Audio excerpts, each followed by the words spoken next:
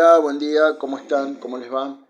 Bueno, vamos a dar inicio a nuestra primera clase, nuestro primer encuentro en nuestra materia Antropología Filosófica, que es la materia sucedánea a Cultura y Sociedad. Vamos a retomar, a profundizar el espíritu del programa que estuvimos recorriendo en Cultura y Sociedad.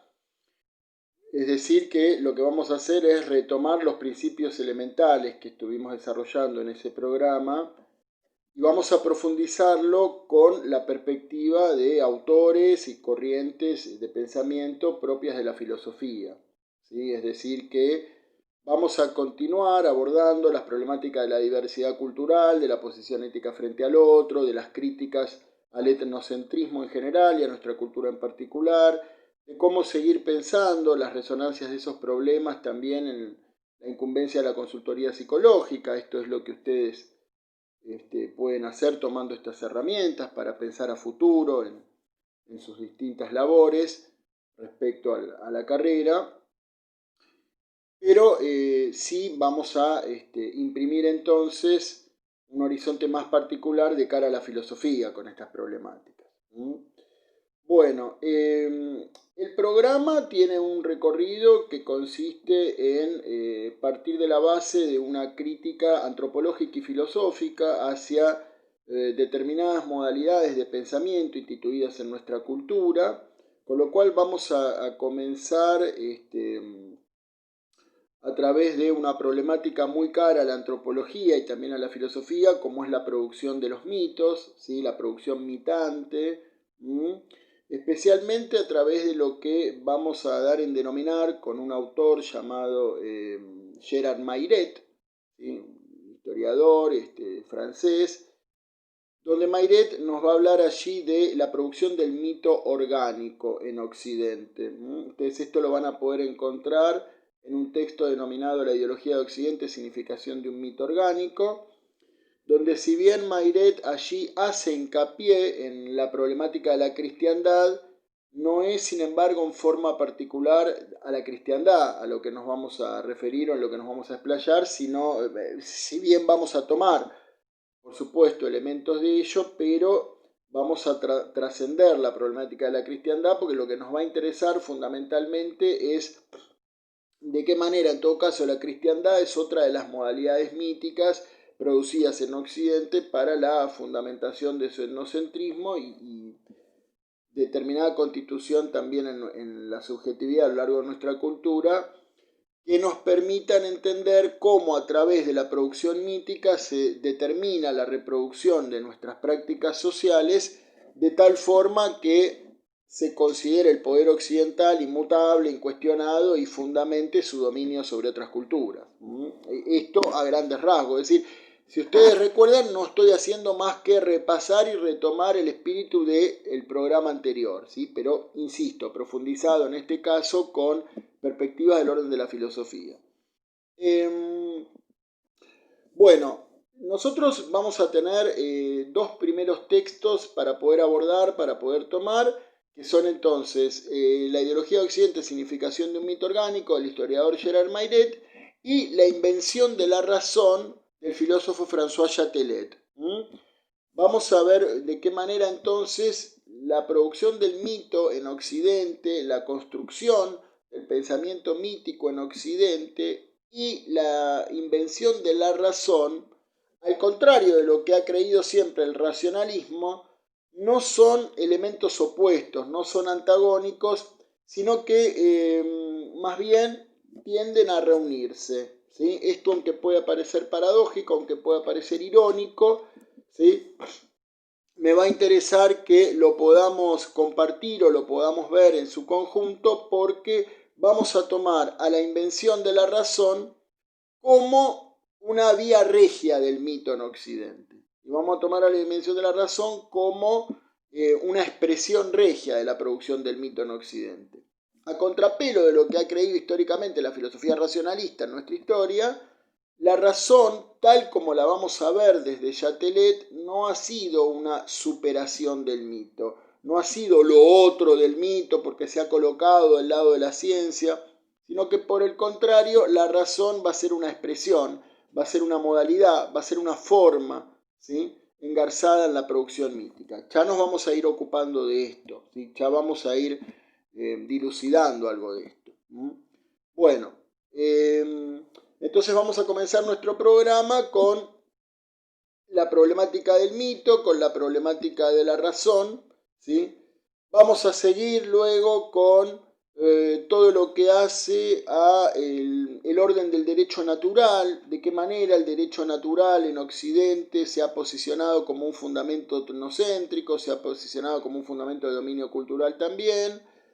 Vamos a ver dos grandes autores propios de los así denominados maestros de la sospecha, como se ha entendido a Marx, a Nietzsche y a Freud, pero nosotros vamos a ver fundamentalmente algunos desarrollos de Marx y de Nietzsche a los fines de posicionar una crítica desde una perspectiva antropológica y filosófica a toda la problemática del etnocentrismo occidental. Y finalmente vamos a tomar un tema muy importante para repensar la cuestión del lazo con el otro, que es la problemática de la comunidad. Vamos a ir llegando a el concepto de comunidad, cómo comprendemos el lazo con el otro, de qué manera reformulamos la temática de la comunidad, ¿sí?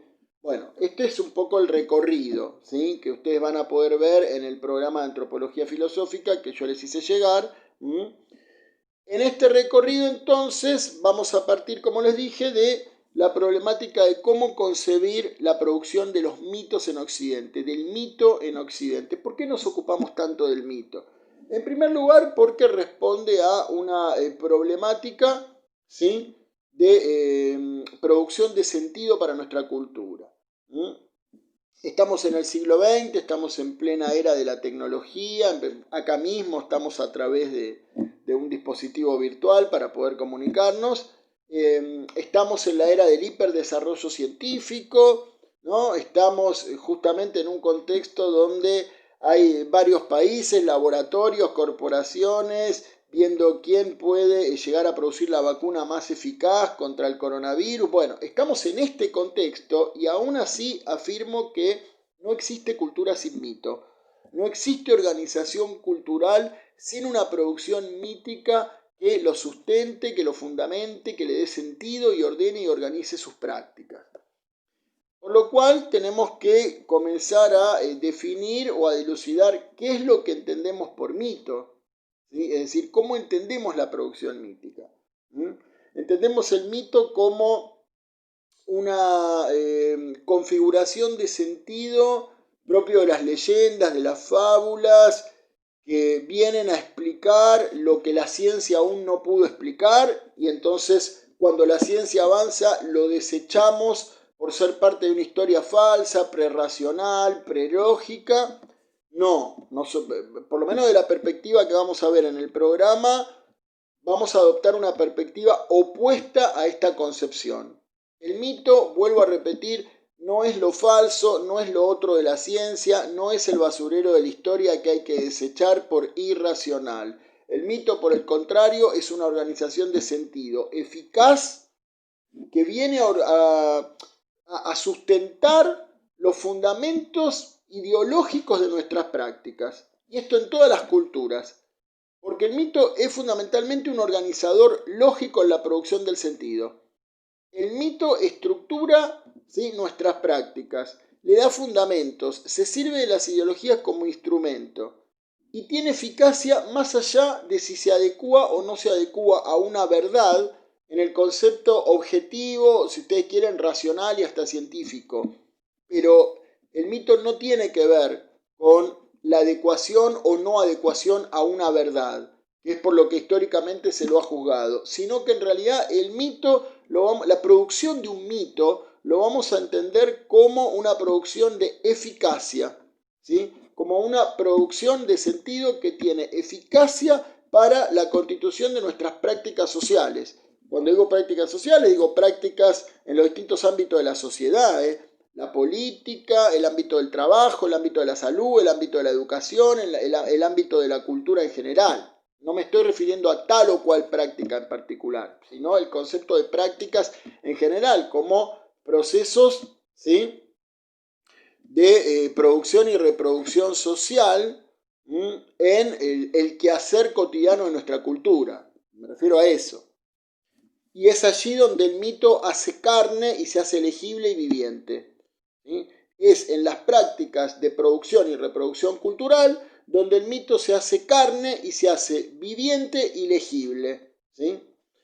Bien, nosotros vamos a tomar entonces, como yo les había comentado, ya para iniciar, ¿sí?, el primer abordaje en nuestro programa, del texto, el texto de Gerard Mayret, este historiador francés, Ideología de Occidente, significación de un mito orgánico. Espero que ustedes hayan podido ya, y si no, bueno, puedan introducirse en la lectura del texto, ¿sí? Se van a encontrar con un texto donde Mayret justamente va a dar cuenta de esta concepción del mito, como organizador de sentido, como el que estructura las prácticas, no como lo otro falso de la ciencia, no como el basurero de la historia, no como lo irracional, sino como lo que tiene eficacia en su producción de sentido. Eficacia, ¿sí? Vamos a decirlo así, es contundente a la hora de determinar el sentido de lo que hacemos en nuestras prácticas. Bueno, entonces, ¿qué es lo primero que ustedes van a poder ubicar en el texto de Mayret? Apenas comiencen a leerlo. Bueno, se van a encontrar allí con que Mayret empieza a tratar de definir la producción del mito en Occidente a partir de una metáfora. Es un texto que, es cierto, redunda en un estilo, ¿no?, que compone metáforas, retórica, pero tiene un trasfondo conceptual, que es el que estamos compartiendo. ¿Sí? Tiene un trasfondo conceptual que es definir las características que asume la producción del mito en nuestra cultura occidental. Y Mayret comienza con una metáfora tal como es la metáfora del sol. ¿Sí? Nos va a hablar de la metáfora del sol para intentar empezar a definir el mito en Occidente. Y si Occidente es un punto que se desplaza en el horizonte, y antes de que podamos fijarlo, antes de que podamos capturarlo, este punto se ubica de tal manera que de repente marca, ¿no?, una determinada posición, como por ejemplo el ocultamiento del sol. ¿Sí? Ese punto que se desplaza, se fija, se sustrae a la mirada y se coloca de tal forma que allí se determina que se pone el sol. Ustedes saben que etimológicamente Occidente significa eso, puesta de sol, en contraposición a Oriente, que significa la salida del sol. Etimológicamente las cosas remiten a eso. Y dice Mayret, a partir de allí se establece una gran división, se establece una gran partición. De un lado se coloca el sol, del otro sale. De un lado por un lado tenemos la oscuridad entonces, y por otro lado tendremos la claridad. ¿Sí? De un lado tendremos la noche, del otro lado tendremos el día. Y uno sabe, dice Mayret, que cuando el sol salga volverá a alumbrar, ¿sí?, para dar cuenta del día, y entonces se sabrá qué es lo que hay que hacer, ¿no? Bueno, esta misma metáfora es la que Mayret intenta caracterizar para responder a la producción del mito en Occidente. Una partición horizontal. Mayret va a llegar a decir, a Occidente no le gusta la confusión. De un lado la claridad, del otro lado la oscuridad. De un lado la civilización, del otro lado la barbarie. Esto supongo que ya les debe resultar conocido por los videos que habrán visto de la materia anterior, de cultura y sociedad. Occidente establece una partición horizontal, dicotómica, binaria, donde no le gusta la confusión. Oriente-Occidente, claridad, oscuridad. Civilización, barbarie. Ellos, nosotros. ¿Sí? A esta manera de estructurar el sentido, a esta forma de establecer una partición horizontal, a modo de como lo establece la puesta de sol entre día y noche, entre Occidente y Oriente, esta manera de estructurar y dividir es lo que efectivamente va a dar cuenta para Mayret del primer gran carácter o la primera gran propiedad que para Mayret va a tener el mito en Occidente, que no es otra más que constituirse como un mito orgánico. Orgánico porque organiza las prácticas, organiza el sentido, dicta normas, impone creencias, revela certidumbres, pero lo hace de tal manera que resulte estructurante de esta partición horizontal. No lo hace de cualquier forma. Porque en ese sentido todo mito, dijimos, organiza las prácticas con sus fundamentos en cualquier cultura. Que el mito organice, que el mito dé sentido, que el mito tenga eficacia, esto es propio de todas las culturas. Pero en Occidente, va a decir Mairet, lo hace bajo esta lógica, lo hace bajo esta partición horizontal, bajo este orden vertical de arriba abajo y esta partición horizontal de poner las cosas de un lado y otras cosas del otro lado. ¿Sí? Esto es lo que le da al mito su primera gran característica, mito orgánico. ¿Sí? Dicta normas, impone creencias, revela certidumbres, se constituye en un enunciado que circula como referente para millones de personas. Antes de ser una geografía, antes de ser un territorio, es la fuerza de un nombre, va a decir Mairet. Repito, antes de ser una geografía, antes de ser un territorio, es la fuerza de un nombre. Nombre que fundamenta los sentidos bajo esta división irreductible. ¿Sí? De un lado ellos, de un lado nosotros. De un lado oriente, del otro lado occidente. De un lado la otredad, de otro lado la mismidad. De un lado la civilización, del otro lado la barbarie. Este es su carácter orgánico. No es orgánico porque meramente organiza. Todos los mitos organizan sentido, pero lo hace bajo esta irreductible dicotomía o este irreductible binarismo del sentido. Primera cuestión. Segunda cuestión, el mito se sirve de las ideologías como instrumento. ¿Sí? Las ideologías desde el punto de vista más elemental, ¿sí? Desde el punto de vista de ese conjunto de representaciones sociales, que sin lugar a dudas, ¿sí? Va a ser vivible, legible, ¿sí? La letra del mito en las prácticas. El mito, vamos a decirlo así, es la forma en que se estructura el sentido de nuestras prácticas. Pero las ideologías son sus contenidos representacionales. No pensemos en las ideologías estrictamente desde el punto de vista de sus contenidos políticos, ¿sí? Liberalismo, comunismo, no pensemos las ideologías desde ahí. Pensemos ni siquiera tampoco la pensemos estrictamente desde el punto de vista religioso o ateo. Pensemos las ideologías en un sentido más elemental, contenidos de representaciones sociales que de acuerdo a cómo se estructuran van a producir tal o cual sentido. Es eso. Entonces, claro, plantea Mairet, ¿sí? El mito, siempre que hablamos del mito, hablamos de una producción colectiva.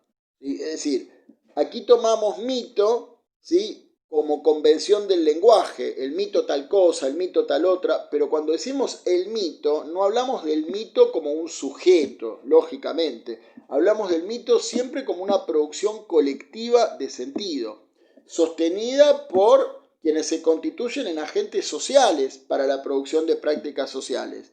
De ninguna manera hablamos del mito como si el mito como tal fuera un sujeto. Hablamos siempre de una organización de sentido colectiva que no tiene tal o cual autor en particular. El mito no tiene autor como tal, es siempre colectivo. Encuentra raíces inconscientes para su producción. No es que hay un ejercicio reflexivo sobre el mito. Se lleva adelante, se ejecuta y siempre se lo hace de manera colectiva. Puede haber distintas versiones contradictorias, sí, es lo que pasa a lo largo de la historia.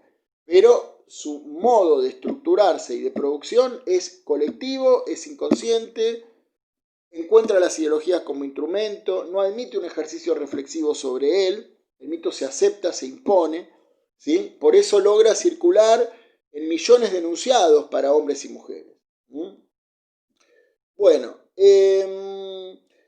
y Mairet va a puntuar la segunda gran característica del mito como mito orgánico, ¿sí? Del mito de Occidente, no solo ya el hecho de ser orgánico, sino Mairet lo va a vincular a su característica de fundador. ¿Qué quiere decir esto? El mito es sobre todo un mito fundador en la historia para Occidente. ¿Y qué significa esto? Ustedes habrán escuchado, las representaciones que ustedes manejarán de mitos tiene que ver con la explicación de un origen, de un posible origen, ¿sí? Quiere decir que el mito viene a explicar allí algo de nuestros orígenes, de dónde venimos, cómo fuimos creados, qué orígenes tuvo la cultura. Bueno, piensen en la Biblia, por ejemplo, ¿no? El mito lo que intenta es precisamente constituir explicaciones fundacionales de nuestra cultura, como en todas las culturas, pero en Occidente vamos a ver, insisto, qué particularidad tiene, ¿sí? Y entonces hay una característica muy peculiar, ¿no? En todo esto va a decir Mairet, usted lo puede leer en el texto, donde él afirma que el origen, el carácter fundador del mito, nos lleva a pensar cómo este propio origen se ha ido inscribiendo y se ha ido desdibujando y se ha ido revisando y se ha ido rectificando a la luz de las relaciones de fuerza que lo sostienen, ¿no? Por ejemplo, ¿sí? En el caso de la modernidad, con sus revoluciones políticas, el ascenso de la burguesía como clase, el desarrollo de la ciencia, la técnica, la instauración de la república, etcétera, y todos estos procesos que se fueron dando de manera desigual y en distintos tiempos, pero se fueron produciendo, digo, de los siglos XVIII en adelante, sobre todo, los siglos XVII, XVIII en adelante, estos procesos, ¿sí?, buscaron una reformulación de los orígenes para nuestra cultura.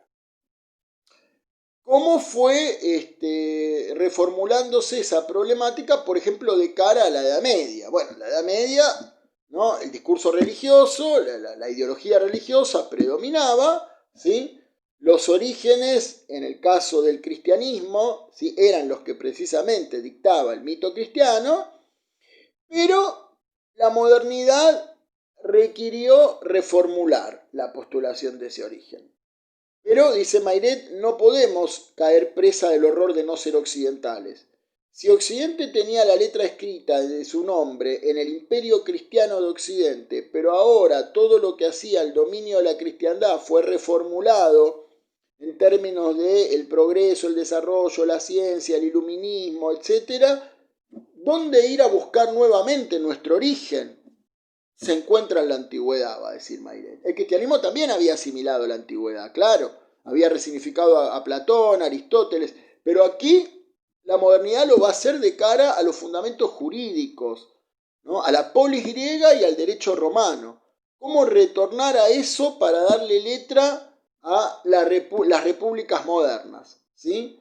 Entonces ya no podíamos ser más ese origen cristiano, oscuro, pestilente, medieval. Ahora debíamos encontrar los fundamentos de nuestro derecho y de nuestras bases culturales en la antigüedad, de tal manera que lo había hecho el Renacimiento ya, ¿no?, en los siglos XIV y XV.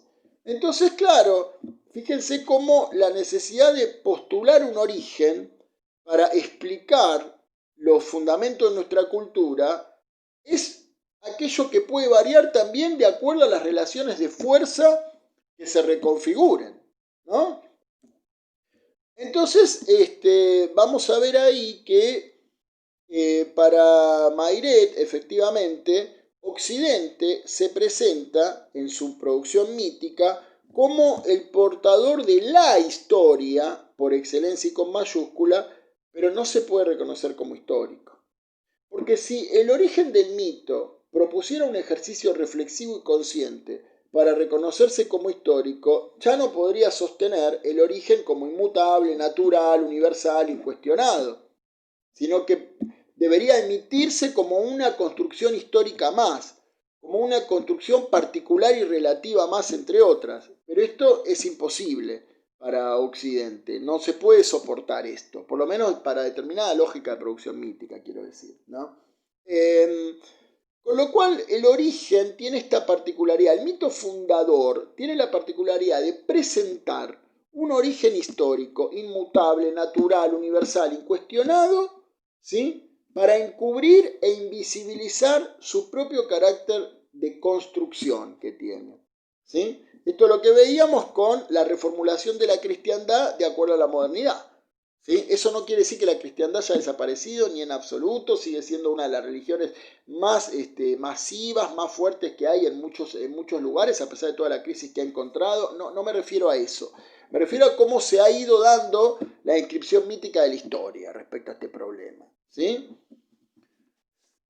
Por lo tanto, con lo que nos estamos encontrando aquí entonces es con el hecho de que el origen, la postulación de un origen, de acuerdo al mito en su carácter fundador, ¿sí?, siempre refiere a un punto que hay que considerar incuestionado, inmutable, naturalizado, universalizante, ¿sí?, que invisibilice justamente su propio proceso de construcción.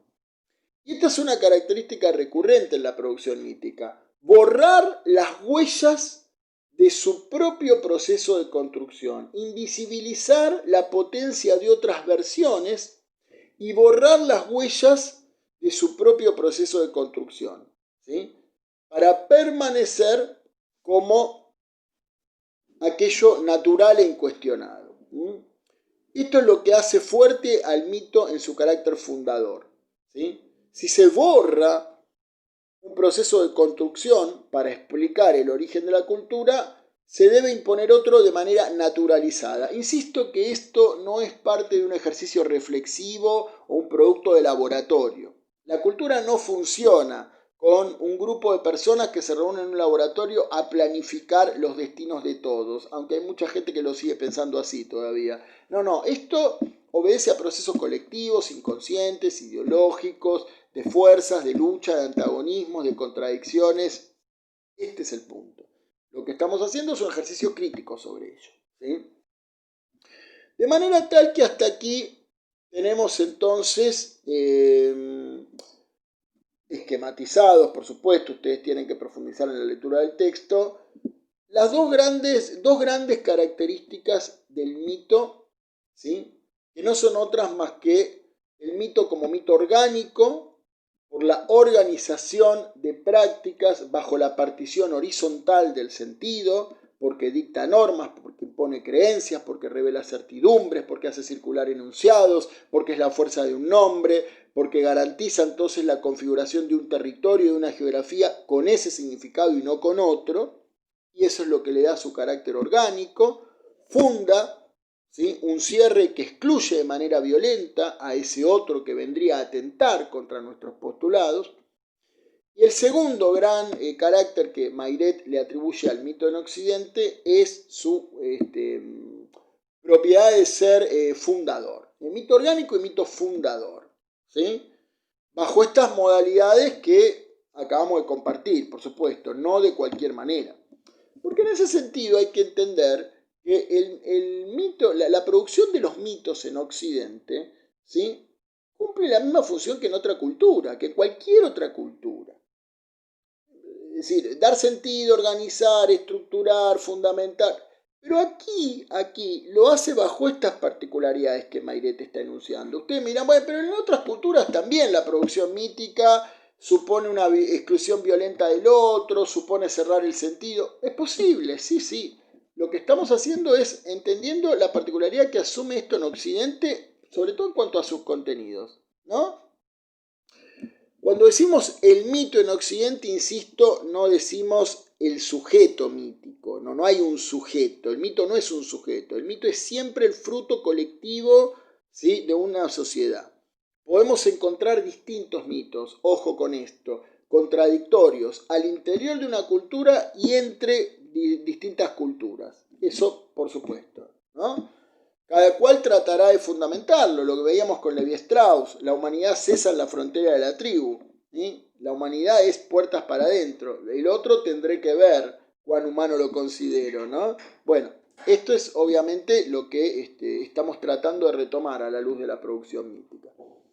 De manera tal que hasta aquí entonces tenemos señalado, ¿sí?, estas dos grandes propiedades o características del mito: su carácter fundador y su carácter orgánico, ¿sí? Bueno, vamos a ir redondeando entonces por hoy. Vamos a dejar aquí me interesó hacer una presentación del programa de la materia, tal como les dije, antropología filosófica, a los fines de profundizar y retomar el espíritu del programa que vimos en Cultura y Sociedad, de cara a pensar, ¿sí?, la diversidad cultural, la reflexión ética frente al otro, la crítica al etnocentrismo, y cómo también repensar muchas problemáticas en nuestra cultura que se hacen presentes en los grupos, en las instituciones, en los distintos conflictos que allí anidan. Y comenzamos por una temática muy importante, muy cara a la antropología de la filosofía, como son los mitos. Hicimos entonces un recorrido parcial del texto de Mairet, Ideología de Occidente, Significación de un mito orgánico, tomando estas dos grandes características, la producción orgánica y la producción fundadora del mito. Por hoy cerramos acá y vamos a continuar la próxima con la tercera gran característica del mito, la tercera gran propiedad del mito, que es por qué el mito en Occidente es también un mito de poder. Y eso lo vemos la próxima. Que sigan bien.